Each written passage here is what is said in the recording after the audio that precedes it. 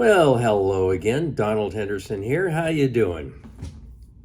We all have limited resources. And what I mean by that is that we can't do anything we want or do it all, anything like that, because one of the biggest limited resources is time, our time, which I equate to life because that's how you have birthdays and stuff. You only have so much time to live, so much time to sleep, so much time to be awake. All of us only gets 24 hours in a day. So that brings me to the concept of sacrifice. Now, what do I mean by sacrifice? Well, historically, biblical and in pagan times, humans did sacrifices to please the gods, to have favor with the gods. They did things like throw virgins, young girls into volcanoes, infants into furnaces, and biblically, the blood of the lamb. They would sacrifice a lamb to make their God happy with them. Simply put, a sacrifice is taking something that you value, giving that up to create, see if I can get this all on the screen, get something of greater value. Okay, that's all it means. It doesn't mean killing anything or anything like that. And it comes in different forms. And an example of what a sacrifice would be. Say, for instance, you spend a lot of time watching sports on TV, guys, and you're taking a class at college or you're enrolled in college. Watching TV and studying both take time. Do you want to do well in your studies? Do you want to do well in that course? You might have to cut back on some of your TV watching. You may decide you're going to watch the highlight reels at the news later on Saturday night, or you're going to just go online and look at the score every so often while you're studying just to see if your team is ahead or behind. Trust me, been there, done that. So what does it take to make a sacrifice? What's interesting, it's another word that's related to sacrifice. It's called decision. And what does the word decision mean? It actually means to cut or cut off. Thinking about the lamb example above, that's what's related to it. So you have to make a decision. And we make decisions every day. Decisions about driving down the road, there's a fork in the road. Are we going to go left or right, or are we just going to go straight and crash? What am I going to have for breakfast? Am I going to have a bowl of cereal, or if I have a bowl of cereal, I'm not going to have bacon and eggs? So you cut off the bacon and eggs. You make a decision every day, and they're small decisions. We have to do it. That's how we get through life. Or we have larger decisions. I want to be this when I grow up. Like for instance, I want to get a PhD in the field that I'm currently in. That is a big decision because you are going to have to do a lot of sacrifices. When you make a decision, you take one thing instead of the other and leave the other behind. That's all it is. But it just depends on the circumstances, depends on how big it is, how long term it is. It could be short term. Let me give you some examples of sacrifices that I've made in my life. Years ago, my mother, she lived in a different state. So every Sunday, that was our tradition. We would call Mom and talk to him. When my dad was still alive, I talked to both of them. And I noticed my mother was slurring her words. Now, granted, back when I was a kid growing up, my parents were pretty heavy alcoholics. So I thought maybe she went out to breakfast or lunch with her friends and had a cocktail. So I kept talking to her. I said, Mom, did you have any alcohol today? And she said, no. Why? And she says, well, it sounds like you're slurring your words. And I asked her probably 2 or 3 times if she had anything to drink. And she said no. And so I realized there was something going on. I had a conversation with my sister and brother, what's going on with Mom. So I decided to go travel up to Oregon where she lived and check things out to see what's going on. So by doing that, I made a sacrifice. I made a sacrifice of my personal life, of my lifestyle, my habits. Uh, Going to work, I had to tell work, my mom's probably going to be very sick or could be dying, and I got to find out. I may be gone for a while. So I did that. Some of the things she did, I tell you, we found out when I got her to the doctor, we found out she actually had a tumor, a brain tumor, and she was going to, it's terminal, wasn't anything they could do about it. So sometimes she would do things like in the middle of the night, she got up one night and decided to make some coffee. But she didn't put coffee in the machine, she put sugar in the machine. It was the smell of the burning sugar that woke me up. And so I developed this habit, good for keeping her safe, but not good for me because I wasn't sleeping, is sleeping with one eye open. I always just did like twilight sleep. And I just started a new position at the company, so they were training me and onboarding me and all that. So I spent so much time up there, I used up all my sick time and vacation time. So needless to say, when this situation was over, which it would be, that means I pretty much was stuck at work to make light of a bad situation. But anyhow, what's interesting is her life became my life. And what I mean by that is that I had no life anymore. I was the only one taking care of her. We didn't have any aides or any outside assistance. I was the one that took her to her doctor's appointments, made sure she ate, bought groceries, ran out of the house long enough just to buy a handful of groceries so that I could get back to make sure she's not getting in trouble.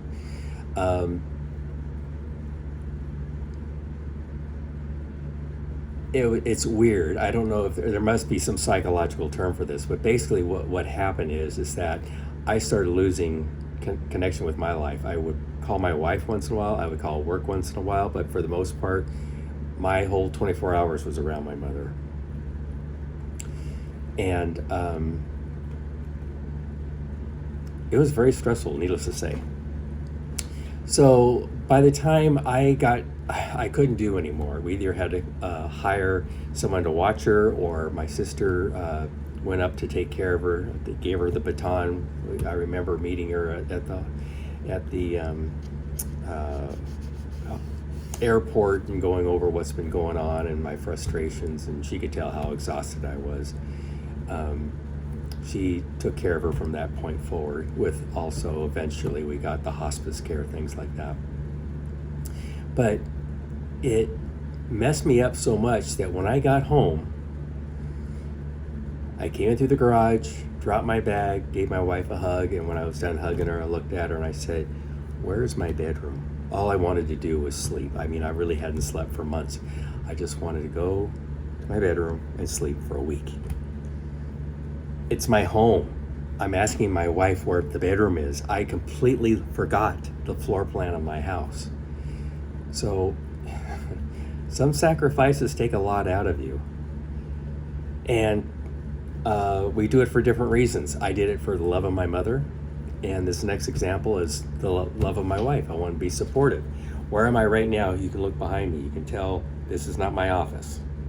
If you looked at some of my other videos, you would know that I've been in rooms like this before, same hotel. I'm staying in a hotel right now, and I do this frequently. Why? Because my wife is working on a new business career path, and I'm supporting her with that, which entails us leaving from home, being in a different city. So we just stay here for a while she's doing her thing. And so yeah, it's a sacrifice. So instead of doing other things, like going to my job and doing the stuff I usually do at home, my hobbies and all my duties, I'm here. But I have found a good side to this because I'm basically stuck here.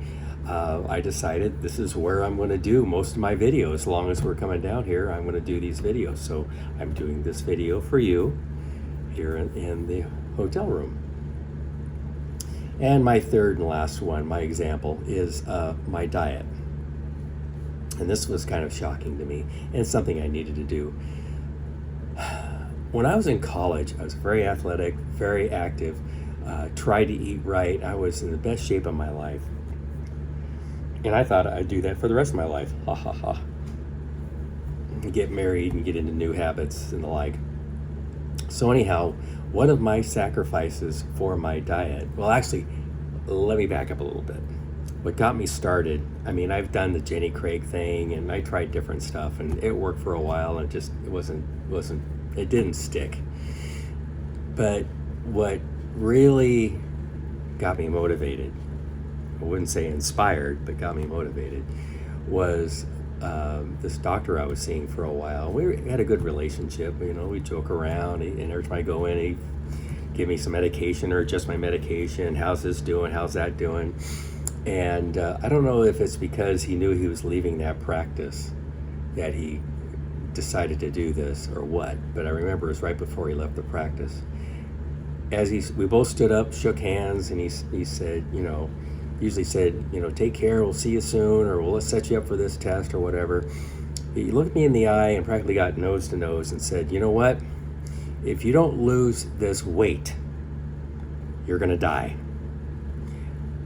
Kid you not, we were just joking a moment ago and he was serious as a heart attack, literally. And that really shocked me, because after that he just basically said, see you next time, and left the room. And I'm standing there going like, where'd that come from?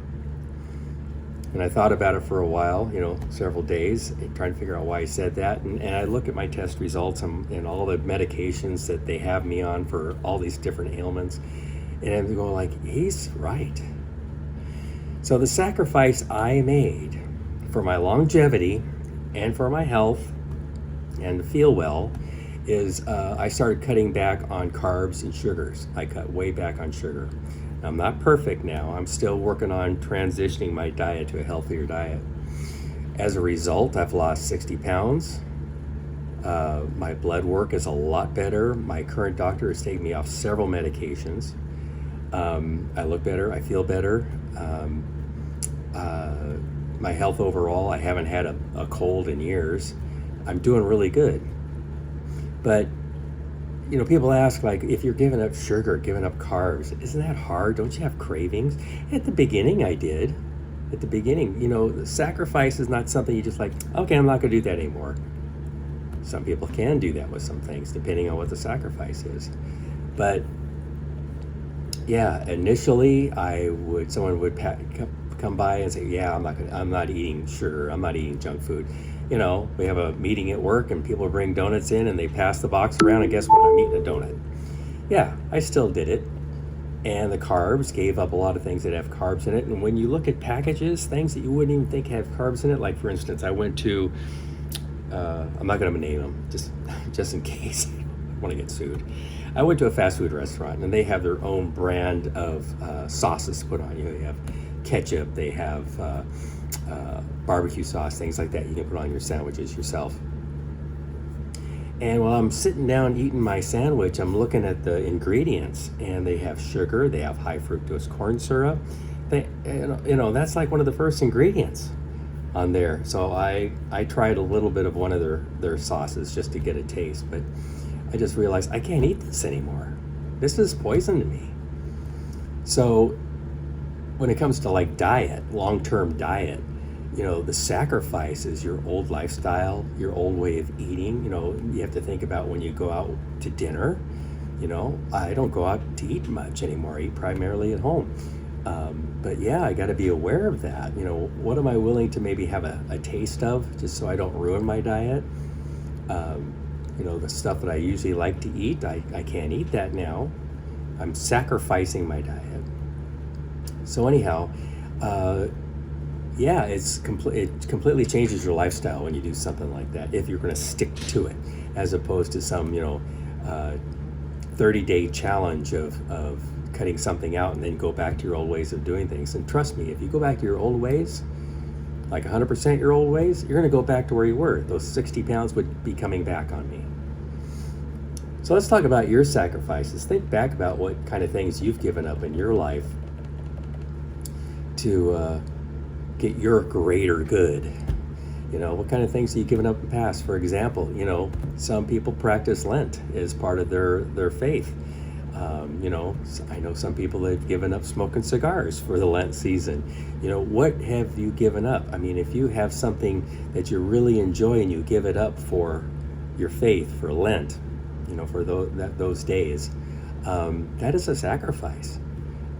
It may not be a permanent sacrifice, like in this example, giving up smoking cigars or smoking cigarettes or whatever. If you don't do it permanently, you don't get the benefit permanently.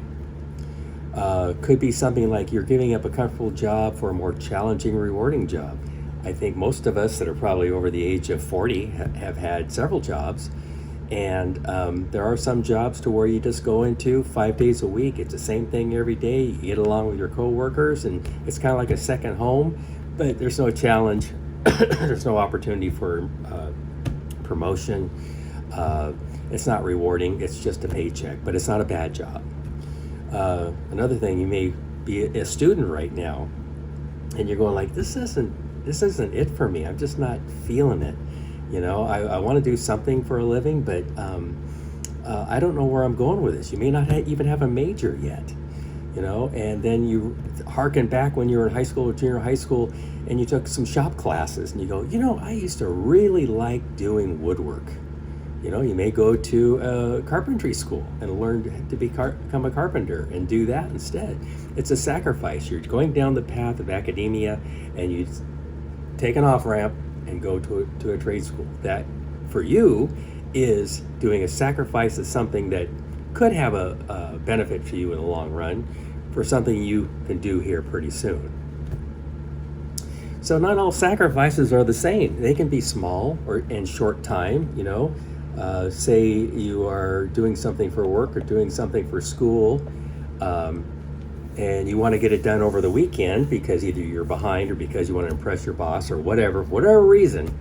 And so, but your favorite team is playing and this is going to take several hours. So you may give up watching the game or, going to a barbecue at a friend's house and you work on that project over the weekend. So, that could be a little sacrifice for maybe a little benefit, who knows. Another thing is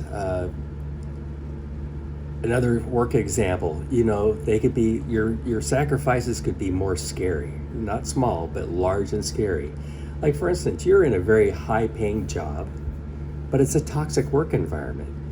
Every 2 weeks you get that paycheck and you're just like, man, that's great. I can go on vacation now or whatever.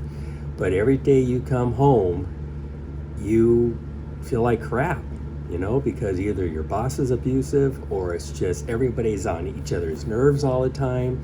It's affecting you physically, mentally, giving you sleepless nights, whatever. It's not worth it. It's going to kill you. It's going to give you a heart attack. So sometimes you give up a high-paying job to take something a little less tense just so you can still make your income or make some income and enjoy life. Sometimes that's the sacrifice.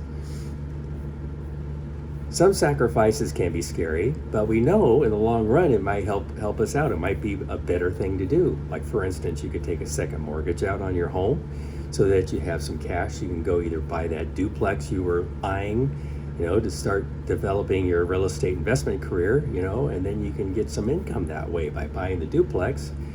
You have renters that give you money, right?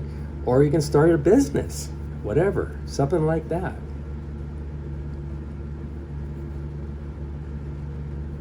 Oh, and then there's other things that happen too. I have one more example. This is kind of funny because it came out of nowhere. It was an offer at the last minute. And I did some sacrifice of some of my time, some work time and home time and sleep time, because I attended a business boot camp online that was based out of Australia. So we have a bit of a time difference. So yeah, I didn't get very good sleep for 3 nights, but it is something to support my business aspirations. So you know what? When they offered, I said, hell yeah, I'll do it. So yeah, that was a quick sacrifice. So why do we do these sacrifices, What is it about humans that want to do this? Most of us really do want to grow and really do better, either add value to the world, as in doing better or doing better for ourselves, whatever it is. So it's kind of like what Stephen Covey said in his book, 7 Habits of Highly Effective People. Begin with the end in mind. And seriously, when he brought that up, his thing, he was talking about, what do you want on your tombstone? A lot of people think about that, not necessarily what's going to be printed, but what am I going to be remembered for? On your tombstone, what kind of person are you, people going to remember you being? You know, what kind of person? Not necessarily your career, but who was Donald Henderson, you know? And it could be as simple as an objective, some task you want to get done before the end of the day. What is it going to look like when you're finished? It could be a goal, you know, like I want to get a PhD, or I want to become a doctor, or I want to lose 60 pounds, or your life's work, or your bucket list. You know, I want to go travel, I want to jump out of an airplane, I want to learn how to ski, whatever it is. You know, at the end of your life, you want to look back and say, I did it all. I did what I wanted to do. So he actually asked the question and said, what do you want on your gravestone? I mean, it was a really fun class. We had a class at work years ago that was based on the book, and everybody was to present a chapter, whatever. But he actually said that, and I remember when we were watching that on a video when he was presenting, there was a hush over the room, because that's pretty serious stuff. So anyhow, begin with the end in mind, and that's why we make sacrifices, because life makes us get into things that we really may not want to do, or we get into a habit and we want to grow. So be aware of what you do. You know, it's like there's a video I think I did, one of the first videos, about time management and writing down a time log, you know, in your whole day, from the time you get up to the time to go to bed. Write down what you do. How much time does it take? Do it for a week, do it for 2 weeks. Tally up things that you do. Is this promoting me towards my goals, where I want to be in life, or is it just busy work? You know, even at work, you'll notice that there's a lot of sorry about that. A lot of things we do at work that are time wasters, but you know, that's what everybody does. You know, make a suggestion like, I can streamline this process, and might come for a promotion for you, or anyhow, you feel good that you improved a process. Let's see here, what else we got here. So yeah, you want to minimize your regrets at the end. And what I say is, you're working towards your greater good, not my greater good, because what you value may be something I don't care about, you know. But you have to make decisions and make sacrifices so that you can get that higher value out of life, out of work, out of your business, your career, whatever. Anyhow, that's all I want to talk about that. But sacrifices, we all make them. Decisions, we all make them. Are they working for you? And are you making the right ones? The nice thing about decisions, you can make a decision, and you can, you know, if that's not the right decision, you can always go back and redo it, rethink it. Not all decisions are terminal. What I mean by that, you can't undo them. But think about ways that you want to improve your life, your business, whatever. Make the decisions, take the step forward, you know, lead yourself into your greatness, and sacrifice the things that you have to. You know, it might be some time with family, it might be some time at work. You know, may have to, you know, do something through lunch instead of going out with your coworkers for lunch. You know, eat your sandwich at your desk and do your homework, whatever. So anyhow, thanks for watching. If you like my content, please like and subscribe below. That way, when I come out with new videos, you're the first ones to see it, and it'll be up so you can watch the next chapter in the Donald Henderson saga. Then you'll be notified it came out. Thanks for watching. Don out. Take care.